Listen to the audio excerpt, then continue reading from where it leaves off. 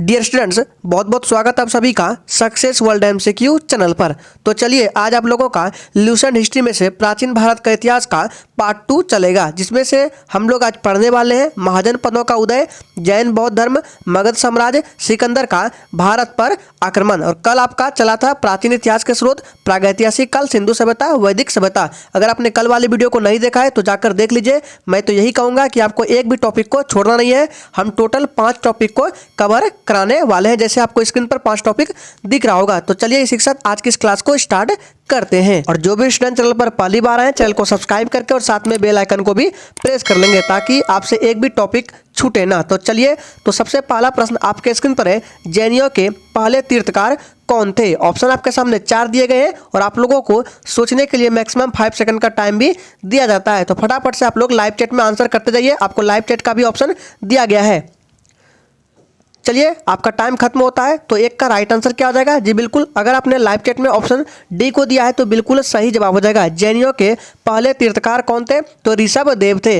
चलिए यहाँ से कुछ इंपॉर्टेंट प्रश्नों को बता देते हैं। याद रखिएगा, जैन धर्म के 24वें तीर्थकार कौन थे? तो याद रखिएगा, जैन धर्म के 24वें तीर्थकार कौन थे? तो महावीर स्वामी जैन धर्म के 24वें तीर्थकार थे। और याद रखिएगा, महावीर स्वामी को ही जैन धर्म का वास्तविक संस्थापक माना जाता है। और दूसरे तीर्थकार अजितनाथ और 23वें कौन थे? पार्श्वनाथ थे। तो सभी को याद में रखना है। फिर से एक बार रिवीजन कर देते हैं। 24वें तीर्थकार महावीर स्वामी, दूसरे तीर्थकार अजितनाथ और 23वें कौन थे? तो पार्श्वनाथ थे। ध्यान में रखना है, याद रखिएगा। और पहले ऋषभदेव थे। तो ऑप्शन डी बिल्कुल राइट आंसर हो जाएगा। चलिए इसी के साथ आगे बढ़ते हैं। नेक्स्ट क्वेश्चन आपके स्क्रीन पर है, त्रिपिटक खाली स्थान धार्मिक ग्रंथ है। चलिए फटाफट से आंसर करेंगे, किसका धार्मिक ग्रंथ है? चलिए, तो दूसरे का राइट आंसर क्या आ जाएगा? जी बिल्कुल ऑप्शन बी के साथ चला जाएगा, बौद्धों का। त्रिपिटक बौद्धों का धार्मिक ग्रंथ है और यह ग्रंथ जो है पाली भाषा में लिखा गया है। इसको ध्यान में रखना है, एग्जाम में पूछा भी जाता है कि त्रिपिटक जो है किस भाषा में लिखा गया, तो पाली भाषा में। और इस ग्रंथ को 3 भागों में बांटा गया है। चलिए बता देते हैं कौन कौन से भाग। अगर आप हाई लेवल के एग्जाम की तैयारी कर रहे हैं तो पूछा जाएगा। तो कौन कौन से हैं 3 भाग? तो सूत पिटक है, अभिधम्म पिटक है और विनय पिटक है। ध्यान में रखना है, याद रखिएगा। त्रिपिटक 3 भागों में बांटा गया है, सूत पिटक, अभिधम्म पिटक और विनय पिटक। चलिए इसी के साथ आगे बढ़ते हैं। आपका अगला प्रश्न स्क्रीन पर है, निम्न में से जैन धर्म का कौन सा त्रिरत्न नहीं है? चलिए फटाफट से आंसर करेंगे। तो तीसरे का राइट आंसर क्या आ जाएगा? जी बिल्कुल ऑप्शन सी के साथ चला जाएगा, सही दृष्टि। ध्यान में रखना है, निम्न में से जैन धर्म का कौन सा त्रिरत्न नहीं है? तो सही दृष्टि जो है ये जैन धर्म का त्रिरत्न नहीं है। बाकी जो 3 ऑप्शन है ये त्रिरत्न है। चलिए इसी के साथ आगे बढ़ते हैं। नेक्स्ट क्वेश्चन आपके स्क्रीन पर है, अजंता की चित्रकारी निम्न में से किससे प्रेरित है? चलिए फटाफट से आंसर करेंगे। सभी के सभी प्रश्न इंपॉर्टेंट और सिलेक्टेड लिए गए, जो आपके एग्जाम में आ सकते हैं, आने वाले हैं, उसी प्रश्न को कराया गया है। तो चौथे का राइट आंसर क्या आ जाएगा? जी बिल्कुल ऑप्शन ए के साथ चला जाएगा, दयालु बुद्ध। अजंता की चित्रकारी निम्न में से किससे प्रेरित है? तो दयालु बुद्ध से प्रेरित है। ऑप्शन ए बिल्कुल राइट आंसर हो जाएगा। और ये जो अजंता है, अजंता की गुफा कहाँ है? तो ये गुफा महाराष्ट्र में औरंगाबाद के समीप है। ध्यान में रखना है। चलिए आगे बढ़ते हैं, एग्जाम में पूछ लिया जाता है। नेक्स्ट क्वेश्चन आपके स्क्रीन पर है, निम्न में से कौन संस्कृत का प्रथम व्याकरण विद था? चलिए फटाफट से आंसर करेंगे। और अगर आपने अभी तक टेलीग्राम चैनल को ज्वाइन नहीं किया है तो जाइए, डिस्क्रिप्शन बॉक्स में लिंक दिया गया, फटाफट से ज्वाइन कर लीजिए, ताकि जैसे ही आपका 5 वीडियो कंप्लीट होगा प्राचीन भारत के इतिहास से, आपको टोटल 5 वीडियो के पीडीएफ एक साथ दिए जाएंगे। सिर्फ एक ही पीडीएफ में सभी क्वेश्चंस रहेंगे और सभी क्वेश्चंस के आंसर भी रहेंगे। तो 5 का राइट आंसर क्या आ जाएगा? जी बिल्कुल ऑप्शन डी के साथ चला जाएगा, पाणिनि। निम्न में से कौन संस्कृत का प्रथम व्याकरणविद था? तो पाणिनि था। ऑप्शन डी बिल्कुल राइट आंसर हो जाएगा। चलिए आगे बढ़ते हैं। नेक्स्ट क्वेश्चन स्क्रीन पर है, गौतम बुद्ध कौन से गणराज्य के थे? फटाफट से आंसर करेंगे। 5 वीडियो में जितने भी क्वेश्चन कराएंगे आपको एक पीडीएफ में मिलेंगे, वो भी आंसर के साथ। तो 6 का राइट आंसर क्या आ जाएगा? जी बिल्कुल ऑप्शन बी के साथ चला जाएगा, शाक्य। गौतम बुद्ध कौन से गणराज्य के थे? तो शाक्य वंश से संबंधित थे गौतम बुद्ध। और गौतम बुद्ध शाक्य वंश के निर्वाचित शासक बताए थे, सुद्धोधन के पुत्र थे। याद रखिएगा, पूछा भी जाता है कि गौतम बुद्ध के पिता के नाम क्या थे? तो सुद्धोधन गौतम बुद्ध के पिता के नाम थे। और इसकी राजधानी क्या थी? तो कपिलवस्तु थी। ध्यान में रखना है। चलिए आगे बढ़ते हैं। नेक्स्ट है, बुद्ध का अर्थ क्या है? चलिए फटाफट से आंसर करेंगे।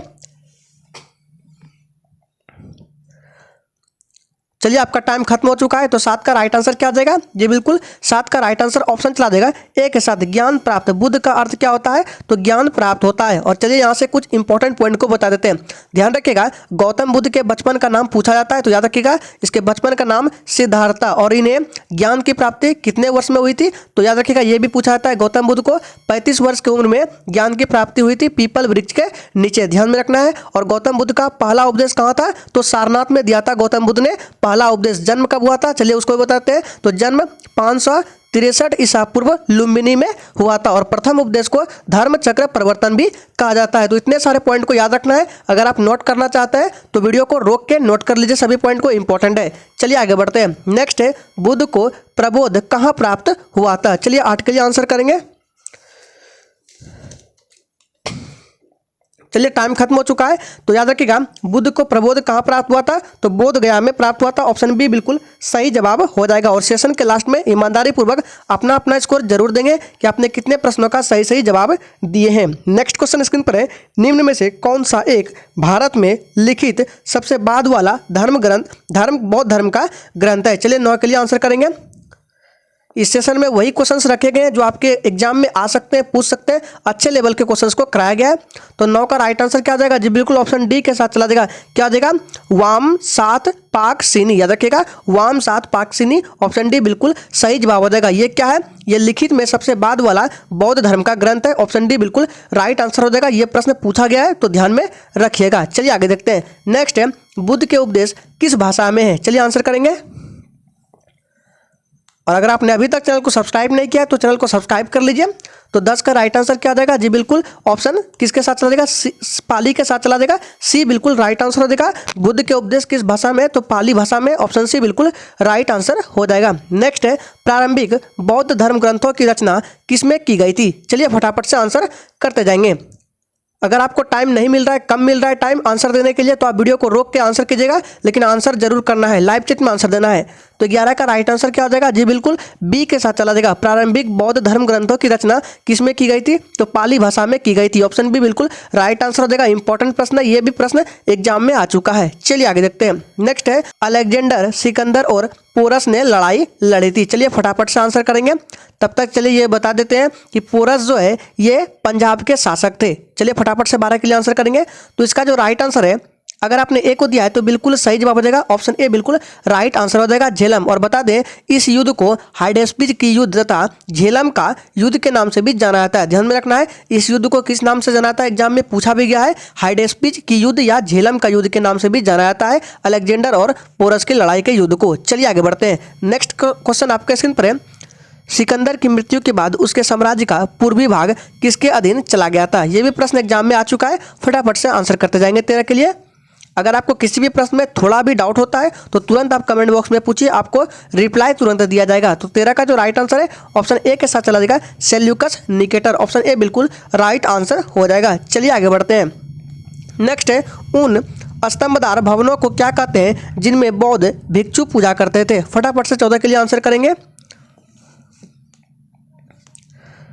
चलिए तो 14 का जो राइट आंसर है आपका ऑप्शन बी के साथ चला देगा। क्या जाएगा? चैत्य। ऑप्शन बी बिल्कुल राइट आंसर हो जाएगा, ध्यान में रखना है। चलिए आगे बढ़ते हैं। नेक्स्ट क्वेश्चन स्क्रीन पर है, निम्न में से कौन सा शासक बुद्ध का समकालीन था? चलिए फटाफट से आंसर करेंगे। और फिर से बोल रहे हैं, जिसने पहले वाले वीडियो को नहीं देखा है तो देख लीजिए, उसका लिंक वीडियो के डिस्क्रिप्शन बॉक्स में मिल जाएगा और सभी के प्लेलिस्ट भी बना दिए जाएंगे। तो 15 का राइट आंसर क्या जाएगा? जी बिल्कुल ऑप्शन बी के साथ चला जाएगा, बिंबिसार। और याद रखिएगा ये बिंबिसार कौन थे? चलिए इनके बारे में थोड़ा सा बता देते हैं। तो बिंबिसार मगध साम्राज्य का संस्थापक था और यह हर्यक वंश से संबंधित है। ध्यान में रखना है, बिंबिसार कौन थे? मगध साम्राज्य के संस्थापक, और यह हर्यक वंश से संबंधित है, पूछा भी जाता है, ध्यान में रखना है। नेक्स्ट है, बुद्ध के जन्म और उसके पूर्व जन्म की कहानियां किससे संकलित है? फटाफट से आंसर करेंगे। चलिए तो 16 का जो राइट आंसर है ऑप्शन डी के साथ चला जाएगा, जातक कथाएं। ऑप्शन डी बिल्कुल राइट आंसर हो जाएगा। चलिए इसी के साथ आगे बढ़ते हैं। आपका अगला प्रश्न स्क्रीन पर है, प्रथम बौद्ध परिषद कहाँ आयोजित की गई? काफी मोस्ट इंपॉर्टेंट प्रश्न है। चलिए फटाफट से आंसर करते जाएंगे। चलिए आपका टाइम खत्म हो चुका है। तो 17 का राइट आंसर क्या आ जाएगा? जी बिल्कुल ऑप्शन चला देगा सी के साथ, राजगृह। ऑप्शन सी बिल्कुल राइट आंसर हो जाएगा। और ध्यान दीजिएगा, बुद्ध की मृत्यु के बाद 4 बौद्ध संगति हुई। चलिए सभी को डिस्कस कर देते हैं थोड़ा सा।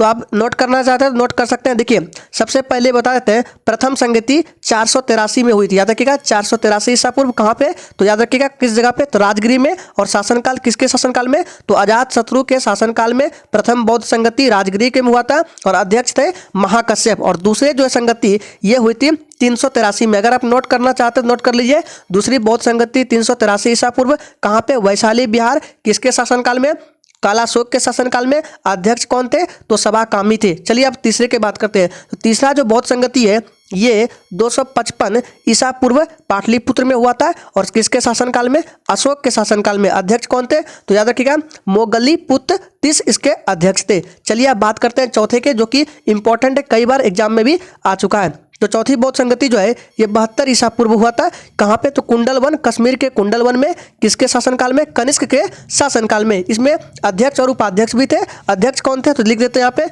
अध्यक्ष थे चौथी बौद्ध संगति के वसुमित्र और उपाध्यक्ष कौन थे, तो अशुघोष। तो ध्यान में रखना है, आपको ध्यान रखना है चौथे और प्रथम का, जो कि एग्जाम में बार बार पूछा जाता है। चलिए इसी के साथ आगे बढ़ते हैं। इसका राइट आंसर क्या आ जाएगा, एक सी के साथ चला जाएगा, राजगिरी।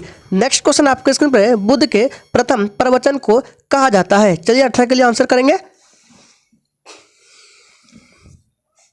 चलिए तो 18 का जो राइट आंसर है ऑप्शन बी के साथ चला जाएगा, धम्म चक्र प्रवर्तन सूत्र। याद रखिएगा इसको ये भी बोलते हैं धम्म चक्र प्रवर्तन सूत्र या धर्म चक्र प्रवर्तन के नाम से भी जाना जाता है बुद्ध के प्रथम प्रवचन को। चलिए आगे बढ़ते हैं। नेक्स्ट है, बुद्ध धर्म और संघ मिलकर कहलाते हैं। इंपॉर्टेंट प्रश्न है, ये प्रश्न एग्जाम में आ चुका है। तो इसका राइट आंसर क्या आ जाएगा, ये बिल्कुल बुद्ध धर्म और संघ मिलकर त्रिरत्न कहलाते हैं। ऑप्शन ए बिल्कुल राइट आंसर हो जाएगा। चलिए इसी के साथ आगे बढ़ते हैं। आपका अगला प्रश्न स्क्रीन पर है, निम्न में से कौन सा संप्रदाय बौद्ध धर्म का नहीं है। चलिए फटाफट से 20 के लिए आंसर करते जाएंगे। चलिए तो 20 का जो राइट आंसर है, अगर आपने लाइव चैट में ऑप्शन सी को दिया है तो बिल्कुल सही जवाब हो जाएगा। कौन सा संप्रदाय बौद्ध धर्म का नहीं है, तो दिगंबर संप्रदाय जो है ये बौद्ध धर्म का नहीं है। ये जो दिगंबर संप्रदाय है जैन धर्म के संप्रदाय है। तो याद रखिएगा जैन धर्म के दो संप्रदाय है, जिसमें से पहला आपका आता है दिगंबर और दूसरा संप्रदाय है श्वेतांबर, जो कि जैन धर्म के हैं। चलिए इसी के साथ आगे बढ़ते हैं। नेक्स्ट क्वेश्चन आपके स्क्रीन पर है, महावीर का प्रथम शिष्य कौन था। चलिए फटाफट से 21 के लिए आंसर करेंगे। अगर आप किसी भी कॉम्पिटेटिव एग्जाम की तैयारी करते हो तो ये वीडियो आपके लिए बहुत ही महत्वपूर्ण रहने वाली है, क्योंकि यहाँ से कई प्रश्न एग्जाम में बार बार रिपीट होते रहते हैं। तो 21 का जो राइट आंसर है ऑप्शन चला जाएगा डी के साथ, जमाली। महावीर का प्रथम शिष्य कौन था, तो जमाली था। ऑप्शन डी बिल्कुल राइट आंसर हो जाएगा। नेक्स्ट है, वर्धमान महावीर और किस नाम से विख्यात है। चलिए फटाफट से 22 के लिए आंसर करते जाएंगे।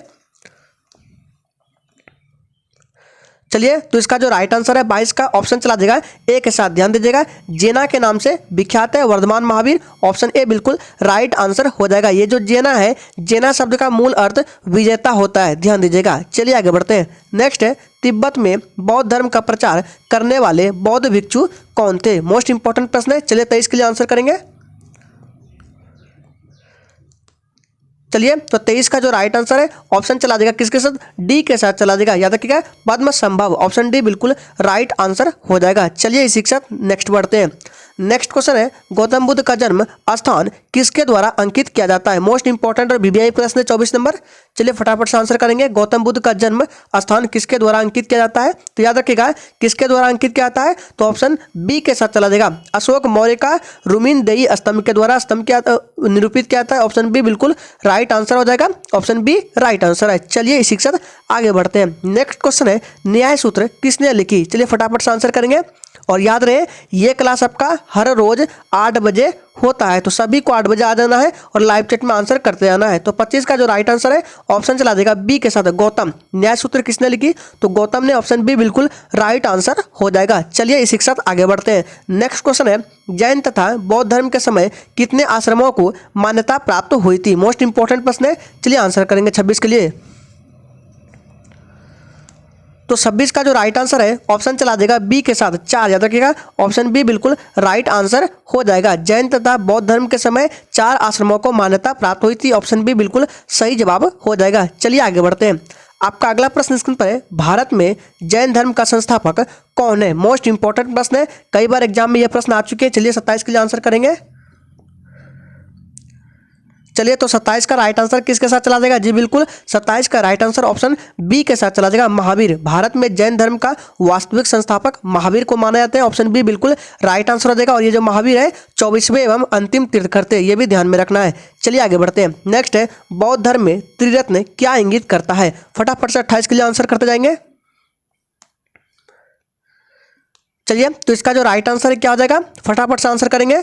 इसका राइट आंसर ए के साथ चला जाएगा। बौद्ध धर्म में त्रिरत्न क्या इंगित करता है? तो विनय पिटक, सुत्त पिटक, अधिधम्म पिटक को इंगित करता है, ऑप्शन ए बिल्कुल राइट आंसर हो जाएगा। नेक्स्ट है, उस समय का नाम बताइए जिसने पहली युद्ध में हाथियों का इस्तेमाल किया। यहाँ पे हो जाएगा उस राजा, ठीक है। उस राज्य का नाम बताइए जिसने पहली बार युद्ध में हाथियों का इस्तेमाल किया। फटाफट से आंसर करेंगे। कौन सा राज्य था जिसने पहली बार युद्ध में हाथियों का इस्तेमाल किया? चलिए तो इसका जो राइट आंसर है जी बिल्कुल ऑप्शन बी के साथ चला जाएगा, मगध। याद रखिएगा, मगध के शासक ने युद्ध में पहली बार हाथियों का इस्तेमाल किया था, ऑप्शन बी बिल्कुल राइट आंसर हो जाएगा। नेक्स्ट है, निम्न में से किस मुद्रा में गौतम बुद्ध ने सारनाथ में अपना पहला उपदेश दिया था? चलिए फटाफट से आंसर करेंगे। चलिए तो 30 का जो राइट आंसर है क्या आ जाएगा?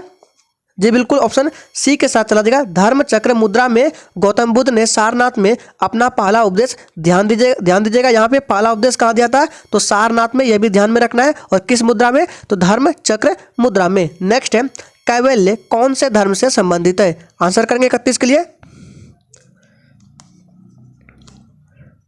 चलिए तो 31 का राइट आंसर ऑप्शन चला देगा बी के साथ, जैन। कैवल्य कौन से धर्म से संबंधित है? तो जैन धर्म से संबंधित है कैवल्य, ऑप्शन बी बिल्कुल राइट आंसर हो जाएगा। नेक्स्ट क्वेश्चन है, कौन सा बौद्ध ग्रंथ 16 महाजनपदों का उल्लेख करता है? मोस्ट इंपॉर्टेंट और वीवीआई प्रश्न है। चलिए इसमें आपको ये भी बता देते हैं कि 16 महाजनपद कौन कौन से हैं, काफी बार एग्जाम में पूछे जाते हैं। तो बता देते हैं इसका जो राइट आंसर है 32 का ऑप्शन सी के साथ चला जाएगा, अंगुत्तर निकाय। तो याद रखिएगा, अंगुत्तर निकाय जो है 16 महाजनपदों का उल्लेख करता है। और 16 महाजनपद कौन कौन से हैं अगर आप नोट करना चाहते हैं तो नोट कर सकते हैं, हम बोल रहे हैं, यहाँ पे लिखना तो संभव नहीं है। पहला आपका है गांधार, दूसरा कंबोज, तीसरा असाका, चौथा वत्स, अवंती, सूरसेन, चेदी, मल्ल, कुरु, पंचाल, मत्स्य, वज्जी, काशी, अंग, कौशल और मगध। ध्यान में रखना है ये 16 महाजनपद है, ऑप्शन सी बिल्कुल राइट आंसर हो जाएगा। अगर आप लिखना चाहते हैं तो लिख सकते हैं। चलिए आगे बढ़ते हैं। नेक्स्ट क्वेश्चन आपके स्क्रीन पर है, 16 महाजनपदों में से किसकी राजधानी तक्षशिला थी? चलिए फटाफट से आंसर करेंगे। अभी जो हमने 16 महाजनपदों के नाम बोला है उनमें से बोला रहा है किसकी राजधानी तक्षशिला थी। तो याद रखिएगा तक्षशिला किसकी राजधानी है? तो ऑप्शन डी के साथ चला जाएगा, गांधार, ऑप्शन डी बिल्कुल राइट आंसर हो जाएगा। चलिए इसी के साथ आगे बढ़ते हैं। नेक्स्ट क्वेश्चन आपके स्क्रीन पर है, स्तूप शब्द गौतम बुद्ध के जीवन की निम्न में से किस घटना से संबंधित है? चलिए 34 के लिए आंसर करेंगे। चलिए तो 34 का राइट आंसर क्या आ जाएगा? जी बिल्कुल 34 का राइट आंसर अगर आपने ऑप्शन ए को दिया है तो बिल्कुल सही जवाब हो जाएगा। स्तूप शब्द गौतम बुद्ध के जीवन की निम्न में से किस घटना से संबंधित है? तो मृत्यु से संबंधित है। जब बता देते हैं स्तूप क्या है तो ध्यान दीजिएगा, ये जो स्तूप है एक अर्धगोलाकार संरचना है जहां बौद्ध अवशेषों को रखा गया है। चलिए आगे बढ़ते हैं।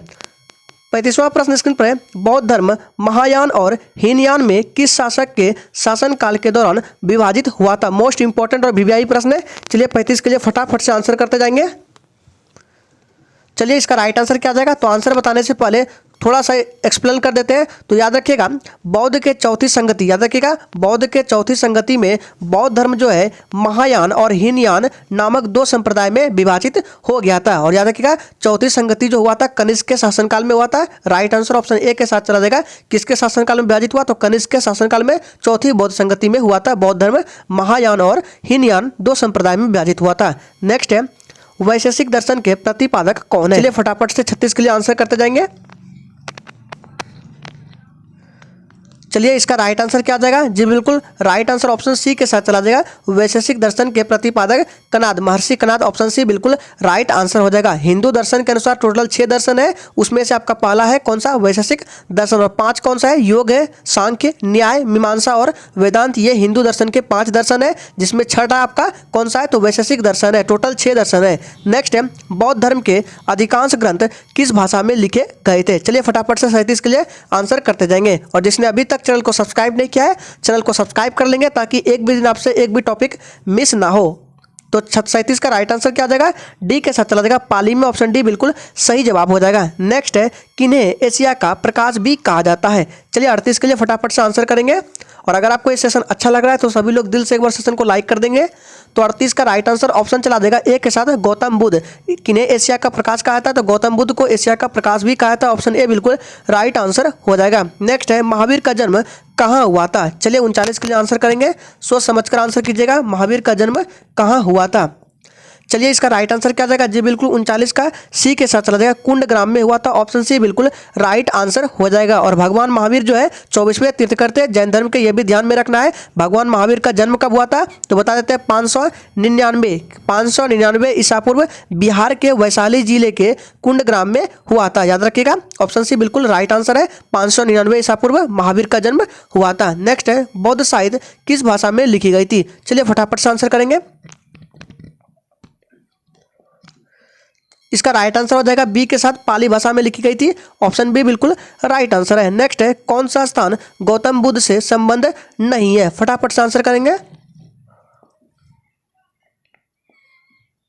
चलिए तो 41 का राइट आंसर क्या जाएगा, जी बिल्कुल डी के साथ चला जाएगा, पावापुरी। ये जो स्थान है गौतम बुद्ध से संबंध नहीं है, ऑप्शन डी बिल्कुल राइट आंसर हो जाएगा। चलिए इस स्थान के बारे में थोड़ा सा बता देते हैं। पावापुरी ये वो स्थान है जहां महावीर ने मृत्यु से पहले अपना अंतिम उपदेश दिया था। ध्यान दीजिएगा, पावापुरी कौन सा स्थान है, तो ये वो स्थान है जहां महावीर ने मृत्यु से पहले अपना अंतिम उपदेश दिया था, पूछा भी जाता है, इंपॉर्टेंट है। नेक्स्ट है, जैन धर्म का सबसे महत्वपूर्ण आधारभूत सिद्धांत क्या माना जाता है। आंसर करेंगे 42 के लिए। चलिए तो 42 का राइट आंसर ऑप्शन बी के साथ चला जाएगा, अहिंसा, ऑप्शन बी बिल्कुल राइट आंसर हो जाएगा। और ध्यान दीजिएगा, जैन धर्म के 5 सिद्धांतों में से अहिंसा जो है सबसे मौलिक है, ठीक है। जैन धर्म के 5 शील सिद्धांत कौन कौन से बता देते हैं, 5 सिद्धांत, तो अहिंसा है, सत्य है, उपरिग्रह है, औचर्य है और ब्रह्मचर्य है, जिसमें से अहिंसा जो है ये क्या है, सबसे मौलिक है, याद रखिएगा। चलिए आगे बढ़ते हैं। नेक्स्ट है, बुद्ध का जन्म खाली स्थान में हुआ था। चलिए 43 के लिए आंसर करेंगे। तो इसका राइट आंसर बहुत ईजी है, ऑप्शन बी के साथ चला जाएगा, बुद्ध का जन्म लुम्बिनी में हुआ था, ऑप्शन बी बिल्कुल राइट आंसर हो जाएगा। नेक्स्ट है, महर्षि गौतम का संबंध किस भारतीय दर्शन से है। आंसर करेंगे 44 के लिए।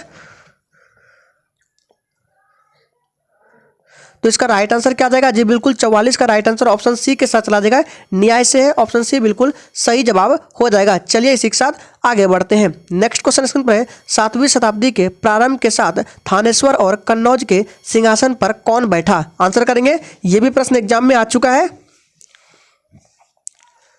तो 45 का राइट आंसर क्या आ जाएगा, जी बिल्कुल 45 का डी के साथ चला जाएगा, हर्षवर्धन, ऑप्शन डी बिल्कुल राइट आंसर हो जाएगा। और ये हर्षवर्धन जो है ये वर्धन वंश से संबंधित है, ध्यान में रखना है। नेक्स्ट है, भगवान महावीर की शिक्षाओं के संकलन को क्या कहा जाता है।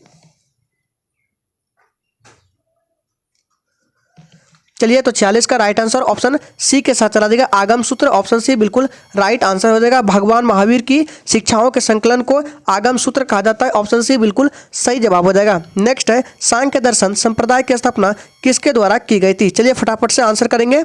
हिंदू दर्शन के टोटल 6 दर्शन है, योग, सांख्य, न्याय, मीमांसा और वेदांत। उसमें से पूछा जा रहा है सांख्य दर्शन संप्रदाय की स्थापना, तो याद रखिएगा इसकी स्थापना किसने की थी। तो 47 का राइट आंसर ऑप्शन बी के साथ चला जाएगा, कपिल ने, भगवान कपिल ने, ऑप्शन बी बिल्कुल राइट आंसर हो जाएगा। चलिए इसी के साथ आगे बढ़ते हैं। नेक्स्ट क्वेश्चन आपके स्क्रीन पर है, प्राचीन भारत में कितने शक्तिशाली महाजनपद मौजूद थे। फटाफट से आंसर करेंगे, प्राचीन भारत में कितने शक्तिशाली महाजनपद मौजूद थे।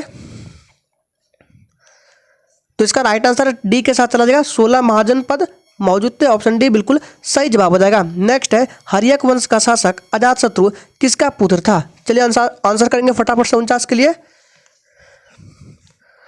चलिए तो इसका राइट आंसर 49 का ऑप्शन चला जाएगा, सी के साथ, बिंबिसार का पुत्र था, ऑप्शन सी बिल्कुल राइट आंसर हो जाएगा। बिंबिसार जो है महावीर और गौतम बुद्ध दोनों के समकालीन थे, याद रखिएगा, ऑप्शन सी बिल्कुल राइट आंसर हो जाएगा। नेक्स्ट है और लास्ट क्वेश्चन है, निम्न में से कौन नंद वंश का अंतिम शासक था। चलिए 50 के लिए आंसर करते जाएंगे। चलिए तो 50 का जो राइट आंसर है ऑप्शन सी के साथ चला जाएगा, क्या जाएगा, धनानंद, ऑप्शन सी बिल्कुल राइट आंसर हो जाएगा। तो आज आपका दूसरा टॉपिक था, कल आपका तीसरा टॉपिक चलेगा। तो अगर आपने चैनल को सब्सक्राइब नहीं किया तो चैनल को सब्सक्राइब कर लीजिए। तो आज के लिए इतना ही, तब तक के लिए जय हिंद, वंदे मातरम।